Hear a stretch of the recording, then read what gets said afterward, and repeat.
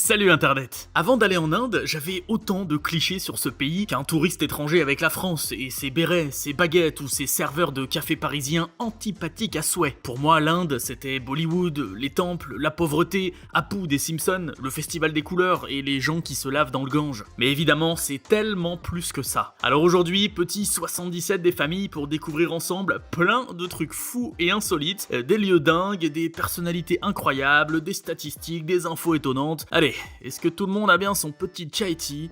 C'est parti.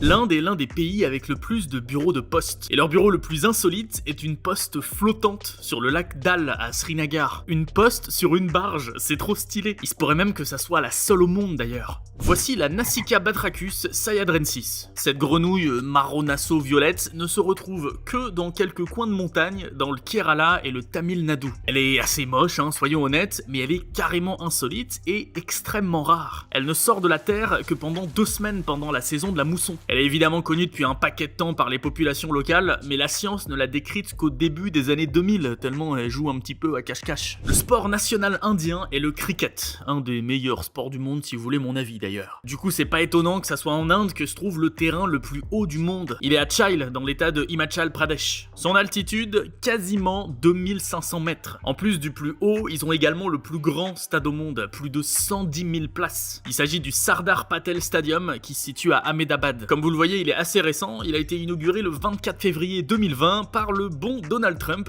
et le premier ministre indien Narendra Modi. Je vous ai pas prévenu en intro, mais évidemment, attendez-vous à ce que j'écorche énormément de noms dans cette vidéo, comme par exemple le petit village de Leitmosyang dans l'état du Meghalaya, qui est connu pour son jardin des grottes. Des cascades naturelles se créent selon les pluies et donnent une impression de se retrouver dans une forêt féerique, voire même un décor de film. C'est beaucoup trop beau. Oh, et tant qu'on y est, j'ai pas fait le petit point géographie statistique que j'aime bien faire à chaque fois. Il y a 28 États en Inde et 8 territoires de l'Union. Et d'ailleurs j'y pense, ça pourrait peut-être nous faire une vidéo sympa ça, comme les États américains ou les régions russes. Pour te donner une idée, la région de France la plus peuplée, l'Île-de-France, compte environ 12 millions d'habitants. L'État le plus peuplé en Inde, c'est l'Uttar Pradesh, 200 millions d'habitants. Clairement, on joue pas dans le même game. Après, évidemment, faut pas oublier que l'Inde est le 2e pays le plus peuplé au monde, ça explique un petit peu.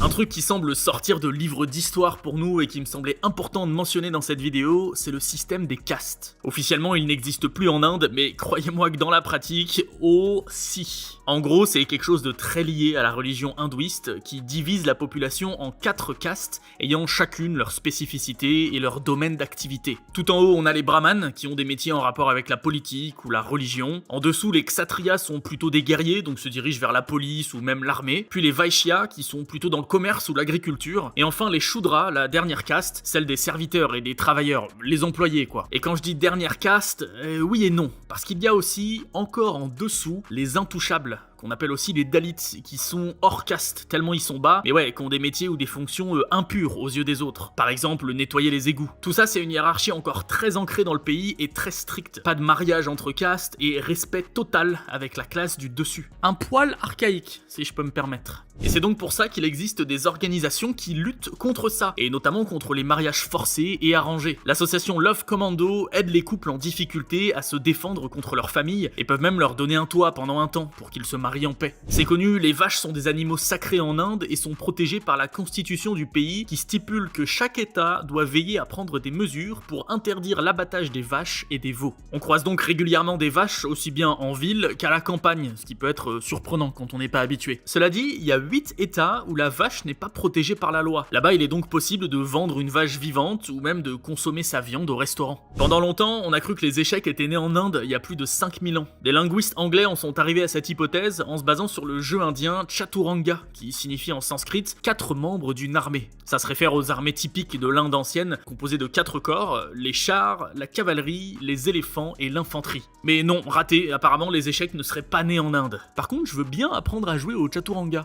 Les caves Arvalen ont été creusées au 6e siècle par les habitants de l'époque, mais les historiens ne se sont pas encore mis d'accord sur le peuple à leur origine. Avec les artefacts retrouvés et les inscriptions dans la pierre, il y a une hésitation entre les bouddhistes et les brahmanes hindous.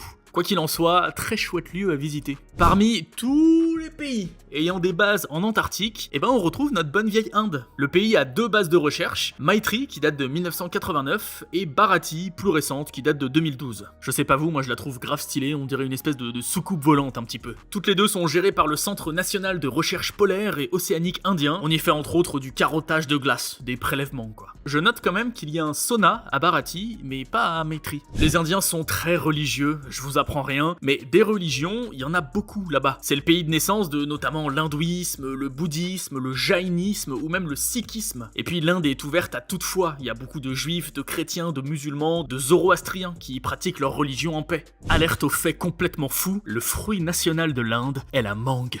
Et attendez, c'est pas tout. L'animal national est le tigre du Bengale. L'oiseau national est le paon. Et ok, bon, on va s'arrêter là, sinon ce serait trop facile. Le Gange est le fleuve auquel on pense quand on parle de l'Inde. D'abord parce qu'il irrigue 30% du pays et qu'il est terriblement sacré pour les hindous, mais il a aussi été considéré comme une entité vivante ayant le statut d'une personne morale entre mars et juillet 2017 par un des États indiens. De mars à juillet, ça a pas duré très longtemps, la décision a vite été annulée. Et tu m'étonnes. Si le fleuve est une personne morale, il devient responsable si quelqu'un se noie. Et on fait quoi dans ce cas-là? On lui met un bracelet électronique au Gange. La sultane Razia est la seule femme qui est montée sur le trône de Delhi. Elle a régné de novembre 1236 à octobre 1240, après avoir été choisie par son père pour lui succéder. Dans l'affaire, elle a quand même dû éjecter son frère qui a voulu lui mettre un petit peu à l'envers, mais bon, elle est quand même montée sur le trône. Et puis malheureusement, pas de happy ending pour Razia, elle aurait soit été tuée par des bandits hindous parce qu'elle était musulmane, soit directement dans son sommeil par un paysan qui l'aurait hébergé. Fan de photographie naturelle, alors le parc national de Nagarhole est fait pour vous.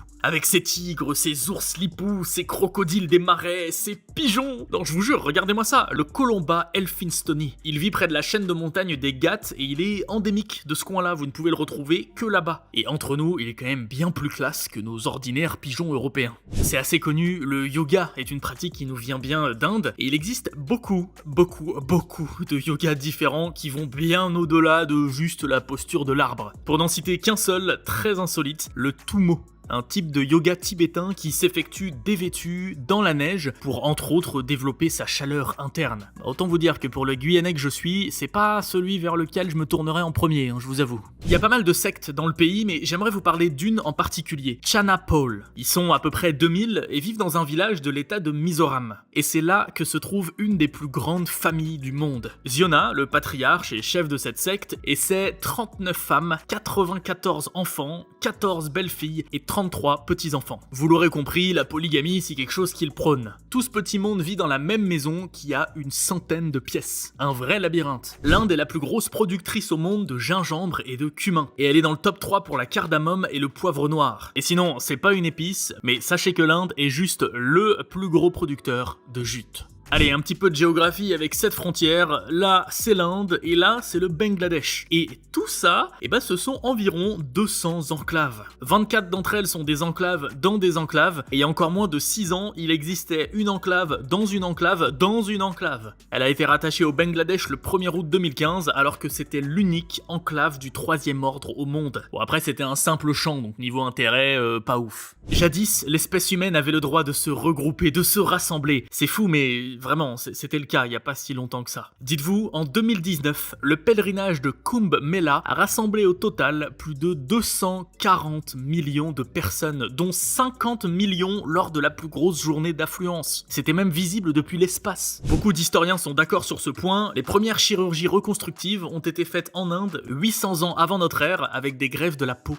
Mais pour de la chirurgie plastique plus poussée, il faut atteindre le 6e siècle avant notre ère. Le chirurgien indien Sushruta a innové et réalisé des opérations toujours plus complexes et il a surtout tout répertorié par écrit dans le Sushruta Samhita. Je sais pas si vous vous rendez compte. Il existe une statistique qui dit qu'en Inde, les gens ont plus facilement accès à un téléphone qu'à des toilettes. Et c'est vrai que lorsque je suis allé à New Delhi il y a quelques années, le manque de sanitaires m'avait vraiment choqué et fait comprendre l'ampleur de la misère dans le pays. Si ça vous intéresse, je vous invite à aller découvrir cette vidéo, je vous la mets en i et dans la description. Je vous présente la Lucky Luke indienne, Chandro Tomar, alias Shooter Daddy. Elle a commencé sa carrière de tireuse professionnelle à 65 ans. Elle a aujourd'hui 89 ans et continue à tirer. Depuis 1999, elle a gagné 25 championnats de tir sportif à travers l'Inde et a remporté la médaille d'or au Veteran Shooting Championship. Si son histoire vous intéresse, il existe même un biopic qui date de 2019. Si vous allez à des obsèques hindous, ne portez surtout pas de noir, mais plutôt du blanc. Sachez qu'il est également très mal vu d'apporter des fleurs pour l'enterrement, mais vous pouvez en envoyer ou alors les apporter avant les funérailles. Typiquement le genre de petit truc bon à savoir. Par ailleurs, dans beaucoup de communautés hindoues, les veuves doivent porter du blanc jusqu'à la fin de leur vie et non des saris de couleur. Et dites-vous, jusqu'à encore une bonne centaine d'années, pas mal de veuves pratiquaient le sati, le fait de se suicider lors de la crémation du corps du mari décédé en se jetant dans le brasier. Combien y a-t-il de saisons en Inde d'après vous? Allez, soyez pas timide, dites un chiffre. 4 peut-être? Eh ben non. Alors, officiellement, il y en a 4, l'hiver, l'été, la mousson et l'automne, mais l'ancien calendrier hindou indique 6 saisons. Ils ajoutent le printemps et la pré-hivernale. Partons dans le village d'Adalaj, dans le Gujarat, à la découverte d'un puits. Ce truc, le Baoli d'Adalaj, est bien un puits. Un puits qui date de 1498, à l'architecture complètement folle et auquel on accède en descendant des escaliers. Si vous connaissez des entreprises françaises qui proposent ce genre d'ouvrage, j'ai un petit peu de place dans mon jardin.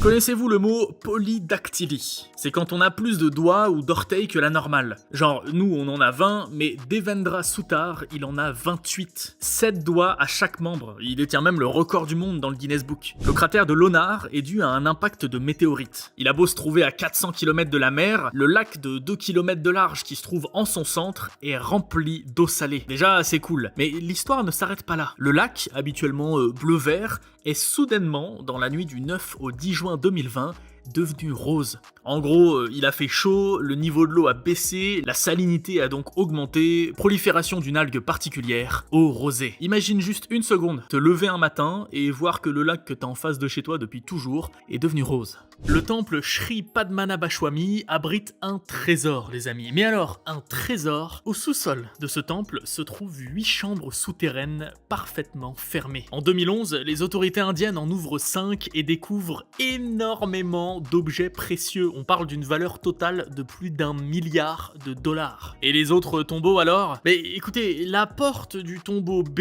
notamment est ornée d'un cobra, signe de malédiction. Il serait impossible de l'ouvrir sans danger, sans un sadhu qui connaît un chant très spécifique. Ou alors il faut demander à un cerf d'aigle au choix. Parmi les lieux insolites en Inde que j'aimerais vous présenter, un de mes préférés est le monastère de Phuktal. Il a été fondé au XIIe siècle et il est toujours occupé par des moines bouddhistes aujourd'hui. Comme vous le voyez, il est intégré dans la falaise. Intégré, je vous dis, hein, pas contre, pas sur la falaise, mais dans la falaise. Et il est raconté qu'à l'intérieur est gardée une tablette en pierre de Sandor Korosi Choma, un explorateur venant de Transylvanie qui a écrit le premier dictionnaire tibétain anglais. Phoja Singh est extraordinaire. Cet Indien, né en 1911, a commencé la course à pied vers 85 ans. Il bat plusieurs records pendant des années et devient le premier centenaire à finir un marathon, celui de Toronto le 16 octobre 2011, qu'il a fini en 8 heures, 25 minutes et 16 secondes. Aujourd'hui, il ne court plus mais marche toujours. À quasiment 110 ans, Phoja marche 8 km par jour. Le parc national de Keibu Lamjao couvre une surface de 40 km² et il est flottant. Flottant parce qu'il se situe autour du lac Loktak, le lac de l'état de Manipur. Vous le voyez, on est tout à l'est de l'Inde. C'est le seul parc national de ce type et je pense que vous voyez un petit peu sa particularité sur les photos. Le lac est constellé de structures naturelles et artificielles qui le rendent surréaliste. Le parc protège pas mal d'espèces endémiques en danger d'extinction et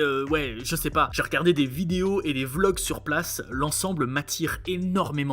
Le plus grand cadran solaire au monde, qui n'a aucune autre utilité que donner l'heure, se trouve à l'observatoire de Jaipur et s'appelle le Brihat Samrat Yantra. Il fait 27 mètres de haut et son ombre bouge d'1 millimètre par seconde. Donc si vous restez ne serait-ce qu'une minute, vous verrez l'ombre bouger de 6 cm. Autre lieu insolite dont j'ai jamais parlé en vidéo, le fort Murujanjera, construit au XVIe siècle sur une petite île, est juste imprenable. Son histoire aussi est insolite. En gros, son constructeur a reçu la permission du sultan de bâtir le fort, mais une fois fini, il a juste refusé de céder la propriété. Pour le récupérer, le sultan a dû monter tout un stratagème à la cheval de Troie en infiltrant des soldats habillés en marchands. Enfin bref, un lieu encore dans son jus, avec ses ruines, ses vieux bassins, et où la végétation a repris ses droits. Non mais sérieux, plus j'y pense, plus je fais des vidéos de lieux insolites, plus je me dis qu'il faudrait qu'on se crée, je sais pas, une agence de voyage tous ensemble pour faire tous les lieux insolites du monde. Les règles Les règles menstruelles sont très tabous et considérées pour beaucoup comme impures là-bas. En 2015, pour casser ce tabou, une marque de serviettes hygiéniques indienne a fait une publicité appelée Touch the Pickle qui montre une jeune femme qui entre dans une cuisine et qui touche un pot de légumes fermentés. Deux choses strictement interdites lorsqu'une femme a ses règles. Parce que vous comprenez, hein, si elle touche le pot qui contient les légumes fermentés, ils vont forcément pourrir, c'est connu. Vava Suresh est une personnalité très connue en Inde pour ses actions en faveur de la nature. Grand spécialiste des serpents, il passe son temps à capturer ces reptiles, souvent en zone urbaine, pour les relâcher loin de la vie humaine. Et on parle de milliers et de milliers de serpents déplacés grâce à lui, dont plusieurs centaines de terribles cobras royaux, que lui il chope tranquille, hein, comme ça, à main nue. Genre vraiment, hein, il a même une chaîne YouTube que je vous mets en description si vous voulez, où on le voit jouer avec des trucs qui peuvent te tuer en 2 secondes. Et il le sait bien, il a été mordu des milliers de fois et a fait plusieurs séjours à l'hôpital, le bon Vava Suresh. Autre personnalité incroyable, Shakuntala Devi, de Human Computer, l'ordinateur humain. Une mathématicienne de génie qui arrivait à faire des dingueries avec son cerveau. Par exemple, le 18 juin 1980, elle répond correctement au calcul mental suivant: 7 686 369 774 870 multiplié par 2 465 99 745 779, deux nombres choisis totalement au hasard. La réponse lui a pris seulement 28 secondes, dont une partie pour juste prononcer ce nombre sorti des profondeurs de son crâne. J'ai pas de mots, je trouve ça juste phénoménal. Le parc archéologique de Champaner Pavagad, inscrit à l'UNESCO depuis 2004, est un site monumental. Je ne trouve même pas d'adjectif pour vous permettre de comprendre son étendue et son importance. Il couvre majoritairement une période allant du 8e au 16e siècle, en gros, mais on y trouve des traces de vie qui datent de l'âge de cuivre. Il y a des temples, des mosquées, des palais, des forteresses, des cimetières, des quartiers entiers de villes. Tenez, j'ai tapé synonyme monumental sur Google et ça me sort entre autres éléphantesque. Voilà, c'est parfait, on est dans le champ lexical de la vidéo. Le parc archéologique de Champaner Pavagad est éléphantesque. Et puisqu'on parle de vestiges, allons dans l'état du Kerala, au sud du pays, à la découverte des grottes d'Edakal. On y trouve des pétroglyphes qui auraient pas loin de 8000 ans pour certaines. C'est le seul site connu de ce type dans le sud du pays. Pendant la Seconde Guerre mondiale, l'Inde a eu très peur pour le Taj Mahal. Pour le camoufler des avions et des potentiels lâchers de bombes, le dôme a été recouvert d'échafaudages qu'il faisait ressembler, vu du ciel, à une forêt de bambous. Manduka Parinaya est un mariage hindou entre deux grenouilles. En fait, c'est une tradition qui a lieu dès qu'une région est en manque de pluie. C'est un mariage en l'honneur du dieu Indra, le mec qui contrôle le robinet d'eau du ciel. Il est possible de savoir si une femme est mariée en regardant ses pieds. Dans la religion hindoue, si une femme porte une bishiya, une bague en argent, sur son 2e orteil, laisse tomber, elle est prise. Par contre, si elle le porte au 3e, là tu peux foncer, ça veut dire qu'elle est célibataire. Dans le top des piments les plus hardcore du monde se trouve le Bhut Jolokia. Ce petit bijou qu'il faut éviter absolument de se frotter dans les yeux affiche un score de 1 million d'unités sur l'échelle de Scoville. Et surtout, il est principalement cultivé dans le nord-est de l'Inde. 1 million c'est chaud, attention, pour comparer, le piment d'Espelette ça dépasse jamais 3000. Le 2 juillet 2017, 1,5 million de personnes dans l'état du Madhya Pradesh ont planté 66 millions d'arbres en 12 heures, ce qui était le record du monde. Et assez cool en plus comme record du monde, ça change du plus gros mangeur de choucroute. Par contre, malheureusement, 2 ans plus tard, le record s'est fait éclater par l'Éthiopie, qui en a planté 350 millions. Et je sais pas pourquoi je dis malheureusement, parce que c'est vraiment le genre de record du monde qu'on est très content de dépasser. C'est en Inde que se trouve la plus haute statue du monde, 182 mètres de haut, voire 240 si on compte la base. Et elle est en l'honneur de ce monsieur, Sardar Vallabhbhai Patel, un des hommes qui a le plus joué pour l'indépendance de l'Inde. En 1958, Nek Chand, un inspecteur des routes, s'approprie un terrain illégalement, le défriche et commence à y sculpter différentes œuvres d'art avec ce qu'il trouve, des matériaux de récupération en majorité. Il arrive à garder le secret pendant 2 décennies, mais le lieu est finalement découvert par les autorités. Il est maintenant possible de le visiter et heureusement, c'est un lieu complètement fou, avec des cascades, des espaces de détente, des centaines et des centaines de sculptures. Il y a même un musée qui expose entre autres des centaines de poupées et de personnages faits en tissu de récupération par Monsieur Chand. Et puisqu'on parle musée, ce 77 ne serait pas complet si on parlait pas d'un musée insolite. Passons de Chandigarh à Bangalore pour jeter un coup d'œil au musée du... Bon, je préviens juste, si vous êtes en train de manger, mettez pause le temps de finir votre bouchée, parce qu'au Niman's Brain Museum, vous pouvez voir des cerveaux humains, des découpes de cerveaux par centaines. intestins, mais aussi des poumons, des bouts de moelle épinière, des cerveaux d'animaux, des fœtus.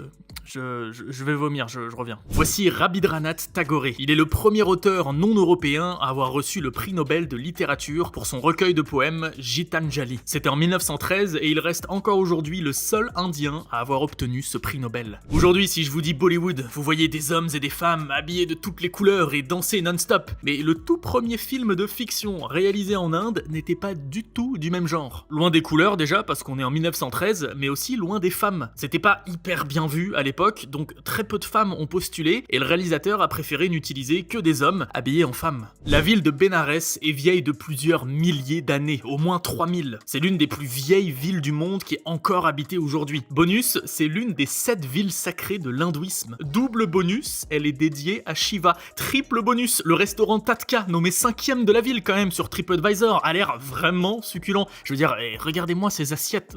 Faut vraiment que j'arrête d'enregistrer mes vidéos alors que je meurs de faim, moi. Tiens, allez, un truc direct pour couper l'appétit, une tour du silence. Ok, de loin comme ça, on dirait un mini colisée. Eh ben, croyez-moi, l'ambiance n'est pas du tout au combat de gladiateurs. Ces tours sont utilisées depuis la nuit des temps par les Zoroastriens pour déposer leurs morts. Parce que dans leur religion, ton enveloppe corporelle doit retourner à la nature, sans être en contact avec le sol notamment. La dépouille est donc laissée là pour le petit bonheur des vautours qui se chargent du nettoyage. Et puis une fois que les os sont propres, on les balance dans un puits central avec les autres. Et non, je vais pas vous mettre de photos trop explicites parce que je tiens un petit peu à ma monétisation. Si vous avez des perruques en cheveux naturels, il est très probable que ceux-ci viennent d'Inde. Dans la religion hindouiste, si on cherche à avoir de la chance ou à être béni des dieux, spécifiquement par Vishnu, le protecteur, eh ben on peut se faire raser la tête dans un temple et on donne nos cheveux. Cette offrande fera que Vishnu nous protégera et nous aidera. Un business très lucratif, puisqu'on va pas se mentir, les cheveux sont ensuite vendus, et pas à bas prix. Aujourd'hui, on utilise le calendrier grégorien à peu près partout dans le monde. Avant ça, en Europe, on utilisait le calendrier julien. Et en Inde, il y en avait des tas. Des solaires, des lunisolaires, des lunaires,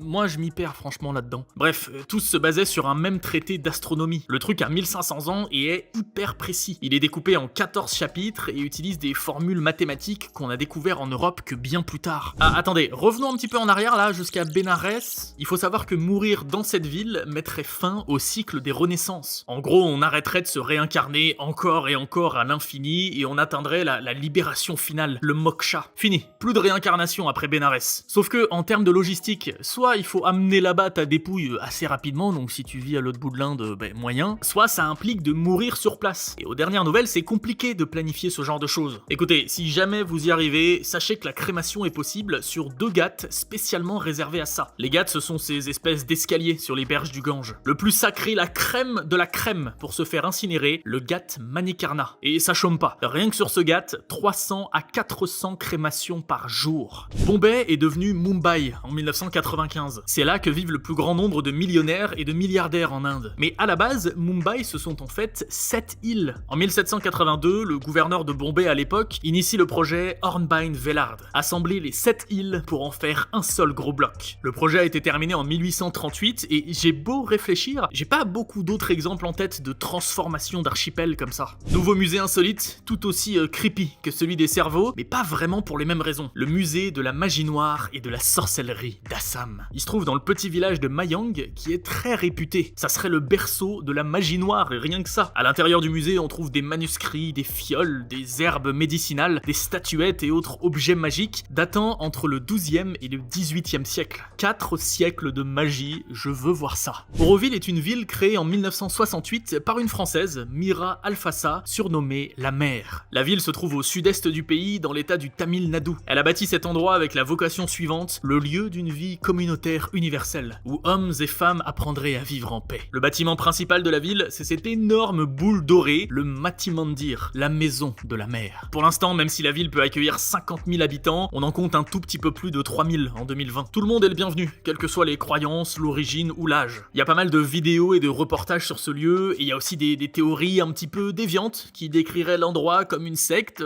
mais bon, dans tous les cas, ça reste quand même même très insolite. Les policiers d'un district de l'état du Madhya Pradesh qui portent une moustache se voient offrir une prime de 300 roupies, parce que la moustache ferait qu'on les respecte plus. Rajendra Singh est appelé le Waterman. Pourquoi?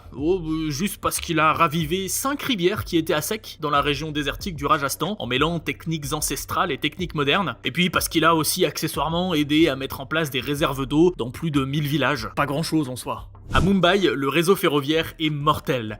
Littéralement. Parce que, par exemple, les gens se disent que c'est une excellente idée de traverser les voies sans regarder. Mais c'est aussi dû à la surpopulation des wagons, ce qui fait que beaucoup de gens tombent alors que le train roule. Alors ok, le nombre de morts baisse tous les ans, mais bon, 2700 en 2019 quand même. Ça fait 7 par jour. Entre le 25 juillet et le 23 septembre 2001, les habitants de l'état de Kerala ont connu des pluies et pour le moins surprenantes. La pluie était rouge. Alors évidemment, on les appelle les pluies de sang, mais non, c'était pas du tout du sang. En fait, la couleur était due au spore d'une algue. Mais ça devait quand même être très impressionnant. La deuxième femme au monde à devenir Premier ministre est indienne, et elle l'a été 2 fois en plus. Indira Gandhi a été élue à la tête du gouvernement indien, d'abord en 1966, puis en 1980. Malheureusement, elle est assassinée pendant son 2e mandat par des opposants politiques. Et vous devez vous douter de qui est son papa à Indira Gandhi, le célèbre Nehru.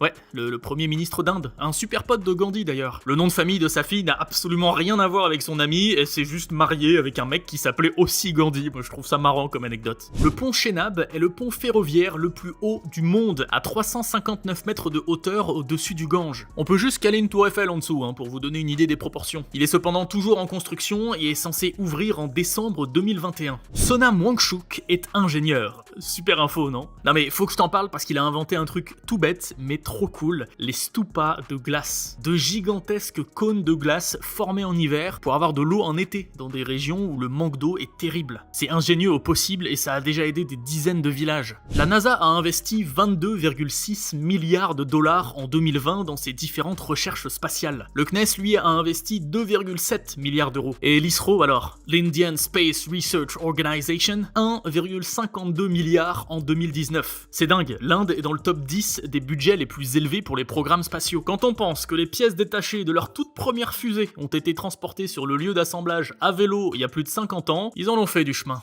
Benny Prassar est le détenteur d'un record du monde que je rêve d'avoir aussi. Il a pas juste visité tous les pays du monde, il a aussi visité tous les territoires dépendants et même l'Antarctique. Quasiment 250 nations en un peu plus de 6 ans. Je suis d'accord avec vous, niveau écologie, gouffre financier, c'est pas ouf comme idée, mais bordel quand même, découvrir autant de culture, de peuple, de nourriture, c'est mon rêve. Le festival de l'éléphant. Ouais, je sais, c'est cliché pour une vidéo sur l'Inde, mais c'est comme ça. Ça se passe à Jaipur, au Rajasthan. Il y a des processions d'éléphants, de chameaux et de chevaux. Les propriétaires des éléphants leur mettent des bijoux et même des bracelets de cheville aux éléphants femelles. À côté de ça, il y a aussi plein d'événements comme le polo à dos d'éléphant, la course d'éléphants, etc. J'espère que vous êtes bien assis. L'Inde se trouve aussi en Belgique et en Allemagne. Vous me croyez pas, hein? Et c'est quoi ça alors? C'est pas la rivière Inde peut-être? Avouez que je vous ai bien eu sur ce coup-là. Quand on pense à l'Inde, on pense à la partie continentale, mais l'Inde c'est aussi des archipels, comme le lac Chadwip par exemple. 27 îles quand même. Bon, il y en a que 10 d'habités, et à 98% par des musulmans qui aimeraient bien voir l'archipel être rattaché à la République islamique du Pakistan. Bah ouais, parce que bon, comment dire, pendant la partition des terres qu'il y a eu pendant les négociations pour l'indépendance de l'Inde en 1947, le Pakistan aurait oublié l'archipel, c'est ballot quand même. Depuis 1991, un train hôpital, le Lifeline Express, traverse en long, en large et en travers tout le pays pour soigner les plus défavorisés. Plus d'1 million de personnes ont bénéficié de soins grâce à ce train, pour des maladies très graves, comme des cancers, ou même pour de simples petits bobos sans gravité. Voulez-vous connaître un nom de village improbable? Voici le snapdeal.com Nagar.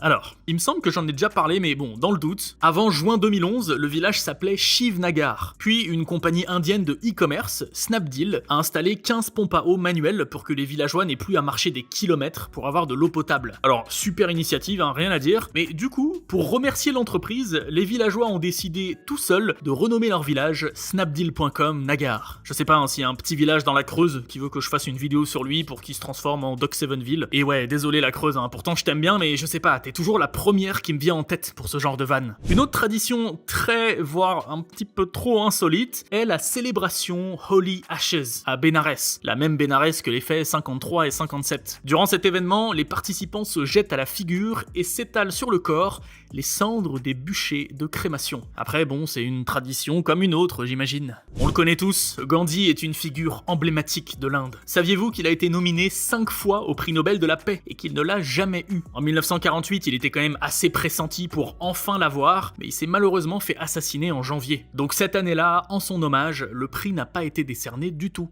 Le dieu Shiva est souvent représenté par un petit palmier des familles. Vous avez quand même pas cru que j'allais oublier de le mettre là quand même? Cette représentation est appelée Shiva Lingam et est souvent associée au yoni, une dalle de pierre représentant une vulve quoi, voilà. L'Inde. Je vous avais prévenu qu'il y avait des trucs fous à découvrir avec cette vidéo. C'était un plaisir pour moi de vous parler de ce pays fascinant et bien éloigné de la culture occidentale. J'avoue qu'entre les batailles de cendres et le cimetière à ciel ouvert spécial vautour, il y a des trucs que j'ai pas forcément envie de voir de mes yeux. Je sais pas ce que vous en pensez. En tout cas, n'oubliez pas de vous abonner pour voir les prochaines vidéos, laissez un petit pouce vers le haut, un petit commentaire, il y a aussi le bouton rejoindre si vous voulez soutenir encore un petit peu plus la chaîne. Moi je vous dis à très vite pour une prochaine vidéo. Salut Internet.